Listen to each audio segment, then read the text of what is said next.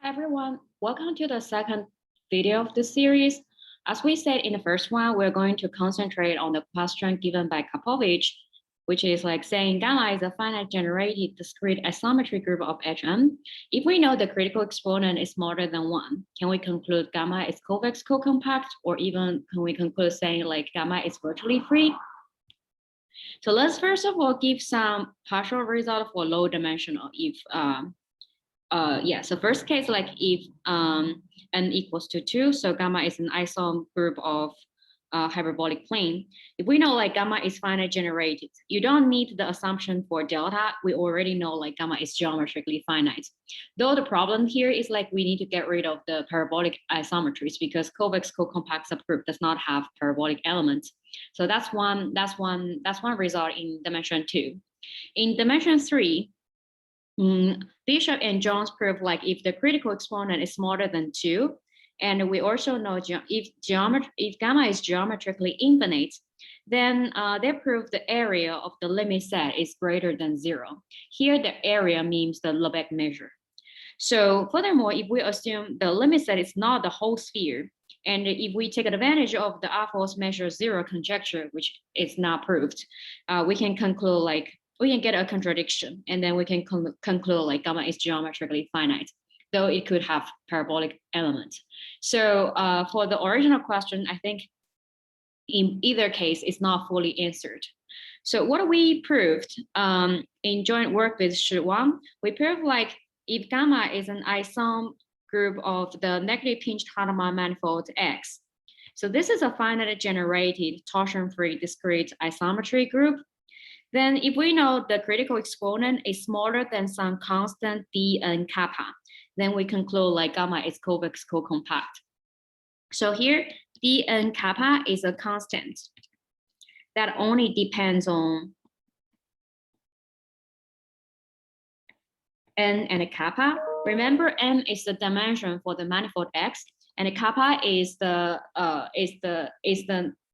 bound, is the lower bound for the sectional curvature. So if you remember the sectional curvature, we always normalize to be greater or equals to negative kappa square and the smaller equals to -1. So as long as we have these two numbers, this d and kappa is a constant, only depends on that two parameters. And if the critical exponent is smaller than this one, we can conclude gamma is convex co-compact. Note like the constant we give here is smaller than 1/2. So once you have, whenever you have a parabolic element, you should have the delta of the group is greater or equals to 1/2. So under this assumption for the constant dn kappa, we actually get rid of all parabolic isometries. And we furthermore prove like the group is geometrically finite. So that's why we can conclude gamma is convex co-compact. That's the first thing we can say. Though this constant compared with the original conjecture 1 is still it is still much smaller. So there's still some work needs to be done if we want to fully fully answer the question given by Karpovich.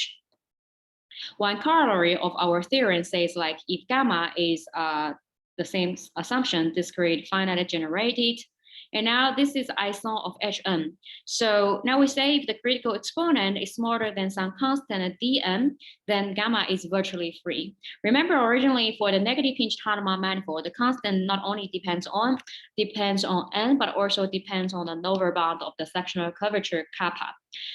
However, for the higher dimensional hyperbolic plane, the sectional curvature is always -1. So this constant now only depends on the dimension of the manifold n instead of like, so this is just a constant depends on n. So we say like if this is smaller than dn, then gamma is virtually free.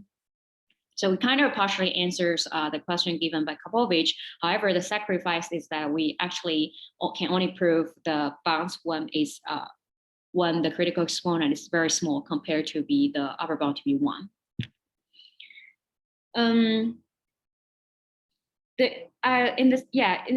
this video, I concentrate on the proof of this theorem. And as though you notice like the theorem concentrates the critical exponent smaller than the constant dn kappa, but most of the proof of this of this theorem actually only depends on the assumption delta gamma is smaller than 1. So I'll just concentrate on the proof and give us some ingredients of the proof of that theorem under the assumption delta smaller than 1. And I will also introduce like where the assumption delta smaller than dn kappa is introduced. So the important ingredient of this proof is the so-called linear isoperimetric inequality. This is saying like if we have a family of smooth loops, alpha 1, alpha 2, etc., alpha k, inside the quotient manifold x over gamma, we say like they're linearly dependent in the first homology class, i.e. there are some linear combinations for these loops such that it's homologically trivial. Under the assumption delta of this group is smaller than 1, then we can conclude like this homologically trivial class bounds a surface sigma inside our manifold such that the area of this surface is smaller than a constant. The constant is 4 over 1 minus delta times the total length of the boundary. So you see like here, this is the sum of the absolute value of Ci of the length for each loops alpha I. And actually this is really the total length for the boundary for that surface. So this is kind of the linear isometric inequality comparison between the area of the surface and the total length of the boundary. And I should emphasize one point is like, whenever we say surface, we really means like a map from a surface inside the manifold M. The proof actually is not that hard by using some tools given by Bisson, Courtois, and Galot. So we say like, you have this sequence, you have this family of loops, alpha 1, alpha 2, etc., alpha k. And we know like the linear combination of this Ci alpha I is homologically trivial. So it could bound a surface inside our manifold. So we let this G to be the set of all piecewise smooth surface bounded by this homologically trivial elements represented by the linear combination of Ci alpha I. Then we let A0 to denote the infimum of all the area of the surface inside our set G. Not like the set is always non-empty because it's homologically trivial. So we can just talk about the infimum of the area for the surface inside this set. Though you might just curious like whether this infimum can be obtained or not. At the end, we prove like it exists, but the proof does not require that assumption. It is a strong assumption. So we only just need to say A0 is the infimum. We don't care about whether this infimum is obtained or not. So what does that mean? It means like now we just pick any epsilon greater than 0, then we can find a surface sigma epsilon inside our set G, and the area of the surface sigma epsilon is smaller or equals to A0 times 1 plus epsilon. Let me draw the surface like what we have here. So this is sigma epsilon. And then the key ingredient in the proof is what we mentioned, the Bisson-Courtois-Galot map, F. This is a map from the manifold X to X. And moreover, this map is gamma equivariant. Means like we can descend this map to the quotient manifold, M to M.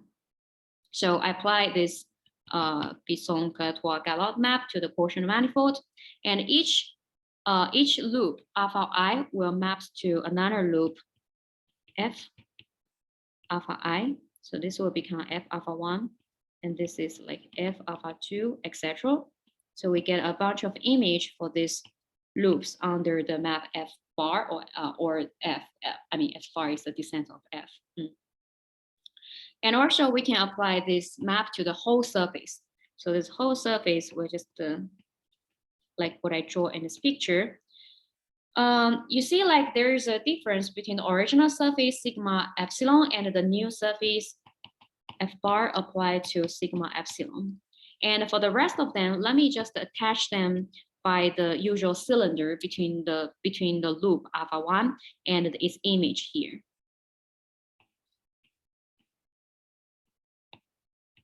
How did I obtain the cylinder between the loop alpha I and F bar alpha I? The way you see that is you leave to the universal cover. So alpha I will become just a pass. in the universal cover X. And we have F alpha I also in the universal cover. Then for one period of this loop, we just can connect the endpoint of this loop by the shortest geodesic. And then there's some surface bounded by this four paths. And the cylinder we see here is really just the image of this surface under the projection. To be more precise, this surface is actually obtained like for each point here and a path here. I can just join this point to any point in this path by the unique geodesic, like here. And then we can do the same thing for the other part.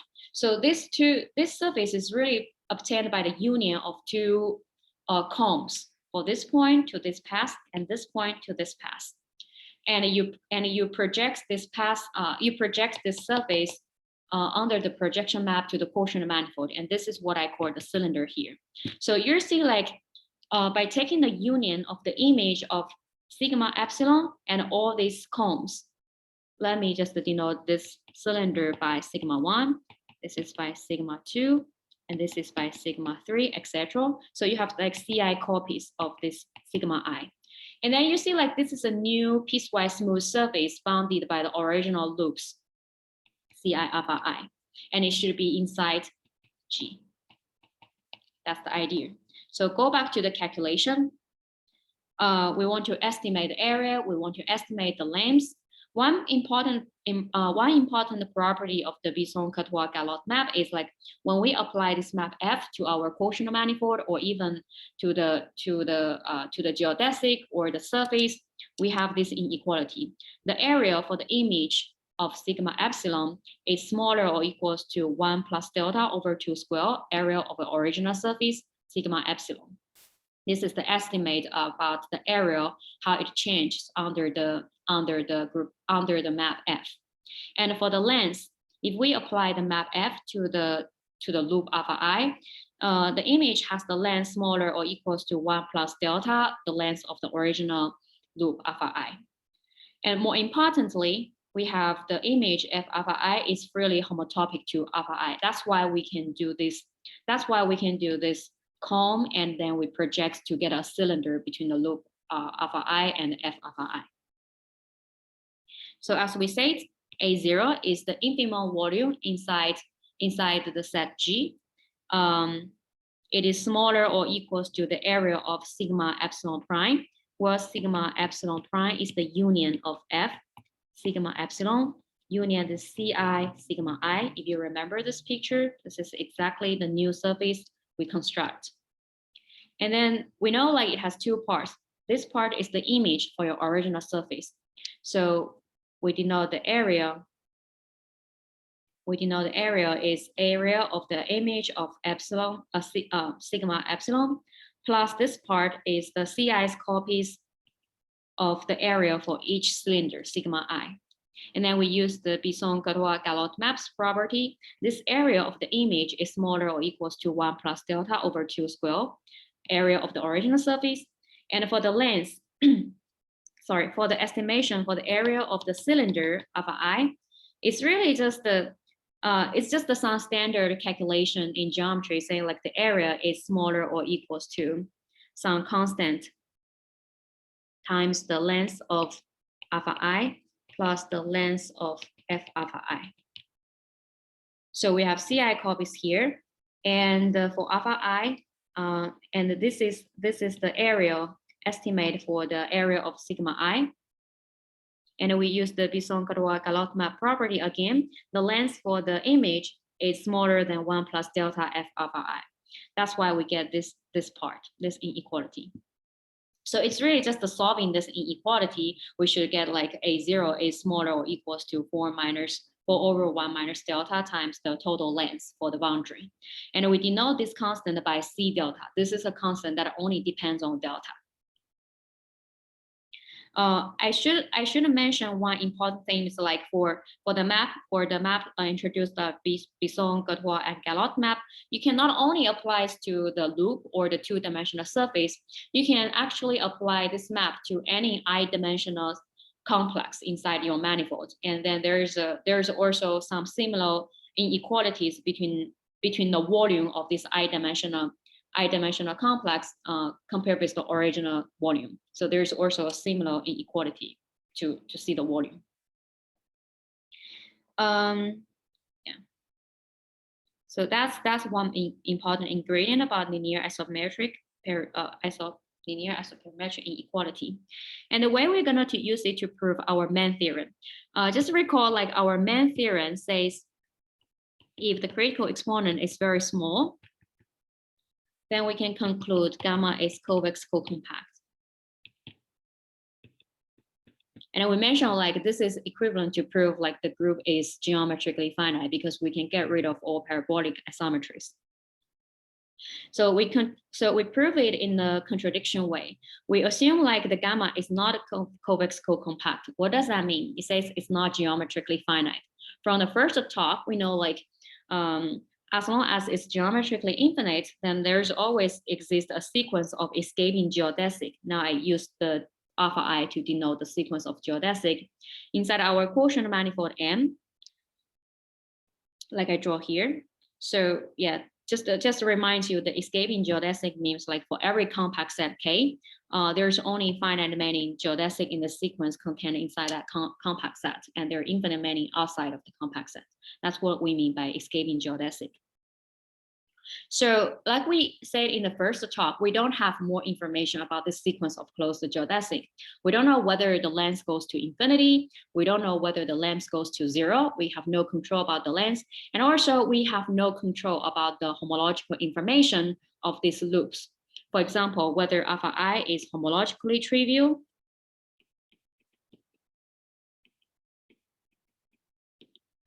or is homologically non-trivial. We have no information about that.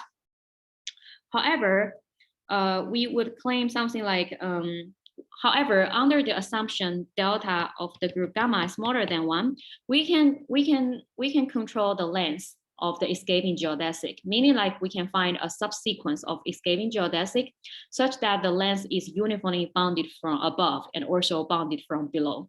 And the proof requires the linear isoperimetric inequality we just introduced. So first of all, let me just give the brief idea to say how to control the length of this escaping geodesic. We first of all pass into a subsequence so that we can make sure, like, each adjacent pair of closed geodesic alpha I and alpha J, their distance is sufficiently large. So this can be done by just passing to a subsequence. And then there are two situations. The first situation is like some alpha I is homologically trivial. That means alpha I could just bounce a surface by itself. This is case 1, homologically trivial. Or if alpha I is homologically non-trivial, but you know, like the first homology class of this manifold M, the rank is finite because the group is finitely generated. Sorry, I think it's this direction. So if alpha I is homologically non-trivial, then as long as the number of the loops is greater than the rank of H1 of M, then they're always linear. Then there's some linear combination for these loops such that it's homologically trivial. Then we can still find some surface bounded by these loops, and it satisfies the linear isoperimetric inequality, as we show in the previous theorem. So in either case, we have such surface which satisfy like the area is smaller or equals some constant times the total length of the boundary. And this actually tells us a lot of information. This actually tells us like the normal injective radius of alpha I cannot be too large. So let's briefly recall what's the definition for normal injective radius. If we have a closed geodesic alpha I, and inside the manifold M, the normal injective radius is defined as the largest radius R, such that the exponential map restrict to this R neighborhood is 1-to-1. Or you can really just think about this as a collar. So this is alpha I, this is our manifold M. And as long as the R is smaller than the normal injective radius, then you can think about this as a collar of the closed geodesic alpha I. And moreover, you can estimate the area of this collar by just using alpha I times the length of the color, which is the length of alpha I times R. So you see, like if the color is very long, which means like if the normal injective radius is very large, then you probably have a very large area from the color, and which will contribute a large area to the whole surface. However, we have this linear isoperimetric inequality. On one side, it says the area of the surface is smaller or equals. On the other hand side, it's like the total length of the boundary. So you get some contradiction if the color contributes too much area. That's the idea. So go back to this picture. In either case, no matter it bounds a surface in itself or it bounds a surface with finite many other curves, we actually can say like, this is the area comes from the color, and this is the area for the whole total surface. This is this linear isoperimetric inequality. So we see like, yeah, so this actually you need to times the normal injective radius. So we see like, no matter in this picture or in the second picture, in the first picture, the normal injective radius of alpha I inside the manifold should be smaller or equals to the constant C delta, which is the constant that you used in the linear isoperimetric inequality. If in the second case, then this inequality tells you like there must exist one curve whose normal injective radius is small. Otherwise, if all the closed geodesic has large normal injective radius, then this part will just be greater or equals to C delta times the total length of alpha. Then you get a contradiction from the left-hand side and the right-hand side. So at least, you know, there exists one alpha I in the second picture such that the normal injective radius of alpha I inside M is smaller or equals to C delta. So by using this kind of idea, we actually can pass to a subsequence such that we get now a subsequence of alpha I prime such that all this alpha I prime, they have the normal injective radius bound by this C delta. That's how we use the linear isoperimetric inequality to restrict the property of this escaping geodesic. And furthermore, we actually can furthermore say like the length for this escaping geodesic alpha I prime has uniformly lower bound, meaning like this sequence of escaping geodesic, their length cannot approach to 0. And the reason is very simple. In hyperbolic geometry, if the length of a closed geodesic goes to the 0, then the normal injective radius for that closed geodesic will go to infinity. However, we already assume like by passing to a subsequence, we already assume like the normal injective radius for the new subsequence is bounded by C delta. So there's a uniform lower bound for the length of the escaping geodesic alpha I prime. That's one direction.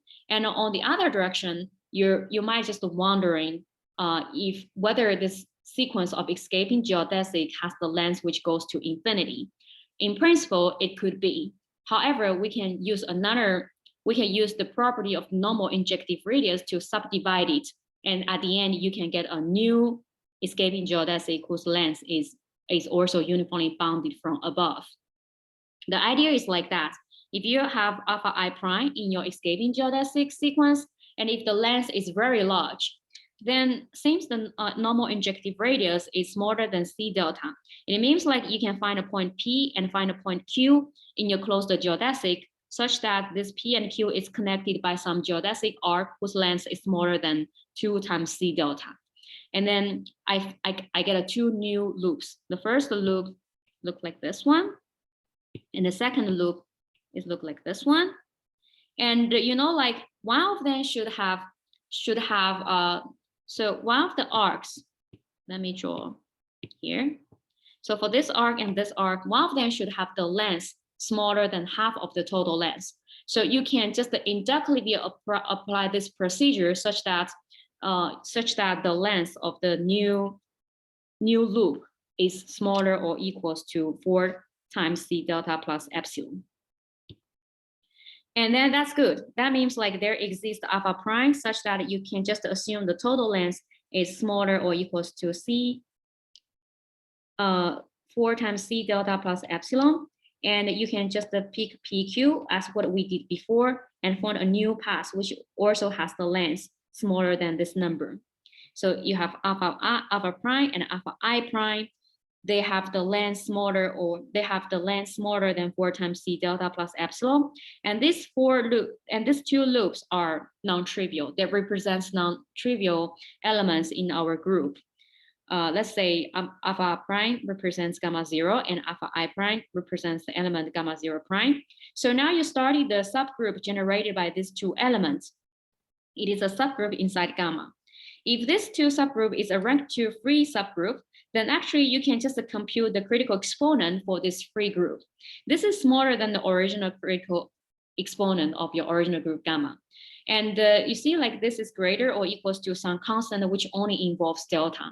So it's like now you're trying to solve this inequality. If delta is too small, then you cannot have this inequality. This is a contradiction. This is why we require like the delta critical exponent is smaller than the D and kappa, because this is where we require the contradiction. In general, even the subgroup is not a free group, you can still find a subgroup inside gamma 0, which is a free rank 2 free group. And the generator the generators have the word length with uniformly bounded word length. So you can apply that procedure again. The idea is the same. So that's how we tackle the problem of partially answers the question of given by Kapovich. Thank you for everyone's listening.